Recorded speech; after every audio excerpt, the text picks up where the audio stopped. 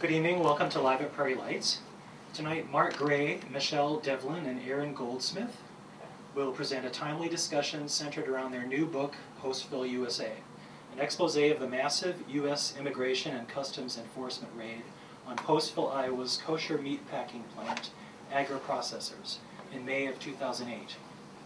As many of you know, Postville is a small town on the northeast corner of rural Iowa, where the nation's largest kosher meat packing plant flourished for more than a decade. But the raid last year stopped Postville dead in its tracks. More than 20% of the town's population was arrested. A battery of criminal charges was levied against the company's management, and a disastrous immigration policy was exposed. The meat packers' ensuing bankruptcy threatened economic and social collapse of the town. The lessons from Postville's struggle provide urgently needed insights for small towns all across rural America undergoing rapid ethnic change in the face of the new global economics and international migration.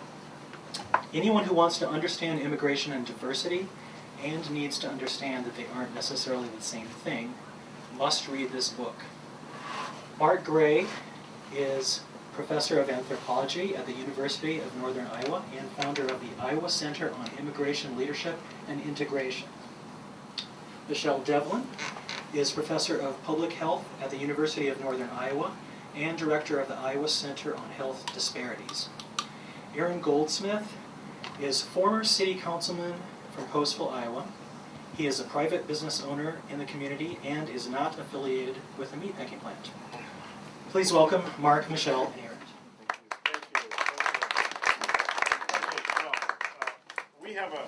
Can you hear me okay? Is that all right?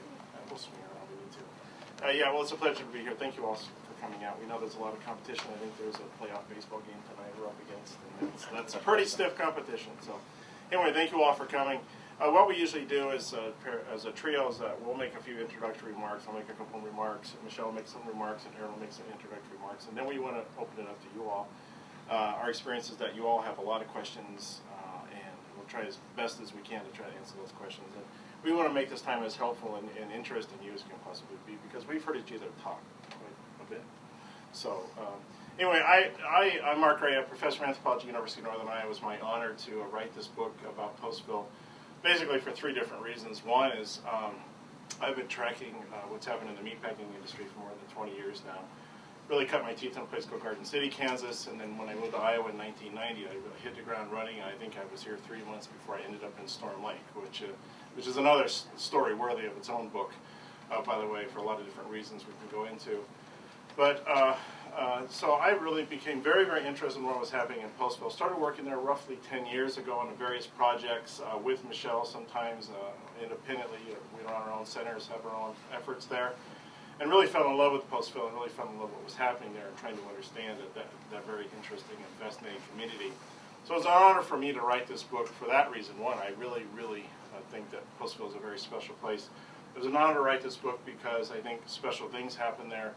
And I think that we tried in the book to really try to give a nuanced and as much as possible balanced perspective on what's happened there over the last 10 years or so, roughly. And of course, a lot of folks are talking about what happened with the raid last year, May 2008. And certainly we can talk about that. It was a dramatic event. But we also wanted to take you back to the years before the raid and the year after that and try to give you some ideas about what's happening there as well. And the third reason it was an honor for me to write this book is because I got to write it with these two. An old friend. I've known Aaron for 10 years or so, ever since I've been poking around Postville. I knew Aaron before he was famous as a city council guy, and I worked with Michele off and on for for almost 12 years now, I suppose, and we're close friends and colleagues. So that's my opening piece, and Michele, please. Hi, everyone. Good evening also, and thank you very much for having us here. I think lately our mantra has been, and I'm sure all of you, heard a lot about Postville about a year and a half ago, of course, when the big immigration raid happened. That was, at the time, the largest immigration raid in the United States, and Iowa got all over the news, as you know. As you probably remember, Postville was front and center on CNN and NBC and BBC and ABC and, LA Times and New York Times and Washington Post, and it was all over the place. But again, I think our mantra, what we've been talking about lately, and in this book as well, is that Postville is more than just a raid. It's been a fascinating community. It's one of Iowa's small towns. Only about 2,000 people roughly lived there. Those numbers have ebbed and flowed, and especially in the time of the raid and at the height of the plant and its operations.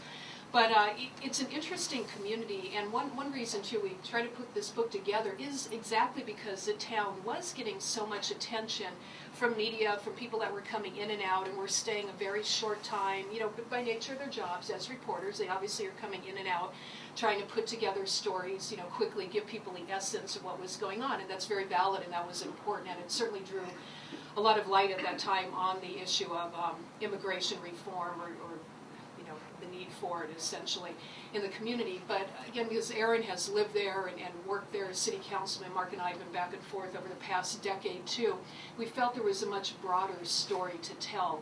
And Postville really is very much the story of the new face of rural America. It's unique in that it has, as we'll talk about, an interesting mix, and what's gotten a lot of attention is it had a very interesting mix of 300-400 or so Orthodox Jews, primarily American, although not exclusively, that came from the East Coast, who were affiliated with the kosher meat packing plant, which for a number of years was essentially the world's largest kosher meat packing plant. So you had an interesting mix of very, very traditional Orthodox Jews there. You had the local, primarily white, Postvillian Christians that lived there, and then you had lots of immigrant labor coming in, a lot of different Latinos, for many years primarily Mexican. They had a lot of Russians there too working, and people from all over. At one point there were anywhere from 30 to 40 different nationalities of people that lived in this tiny little town, and so it got a lot of attention again from the national media and from people that found it a curiosity, people that live in California or New York and in places where I was from, California originally, and a lot of America thought, well, I thought Iowa I thought it was pretty much made up of a lot of white farmers. What happened? Where did that Iowa go? And Postville, again, really is a story of the new America, the new American rural face. There are lots of little towns all over the Midwest today, and a lot of our rural communities that are starting to look like Postville. They may not have a large Orthodox Jewish immigrant group there, but they sure have lots of different people from lots of different countries. And they're experiencing rapid ethnic diversification. They're experiencing micro-plurality, lots of little groups of immigrants and refugees coming in to work as legal laborers in a variety of factories and companies. And so this story, beyond just what happened a year and a half ago or so with the raid, really is the account of this one small town, how it started off, and what it's looked like over the past decade in particular as it's changed demographically. And unfortunately, again, the town got a lot of negative press because of the immigration rate, and people were blaming, well, there's a whole lot of blame to go around. I'm sure you've heard all these, they blame the local Jewish family that owned it. They blame the Postvillians that live there. Why'd you let them come there? They blame the Latinos for working there, getting arrested, and everybody else got blamed. A lot of hate, a lot of anger, a lot of blame. But it's actually an amazing community, and it's been doing some things incredibly well for well over a decade in the promotion of multi-ethnic society, multiculturalism, tolerance, and diversity. It's had some of the best programming in the country for small rural towns that are trying to figure out how suddenly, overnight, within a few years' time, you've got to figure out how to deal with people from 30 or 40 different nationalities. I'm a native Los Angelino. We have trouble with that in big cities and big states, and we've been doing it for many, many decades. It's much harder when you're trying to deal with a lot of these demographic changes in small communities in rural states that are underserved in and of themselves, but then suddenly have to try to figure out how to provide schooling and health and law enforcement and social services and all kinds of other assistance to these people. So again, the story really chronicles a lot of the ups and downs of the community and what it did well, and the positive, I believe, a positive trajectory that they were on. And then a lot of that, of course, came to a sudden and rather dramatic halt back in May 2008, when this largest immigration rate at the time happened on Postville. So we'll fill in here in this conversation this evening. You don't. I don't want, maybe people don't want to answer this question.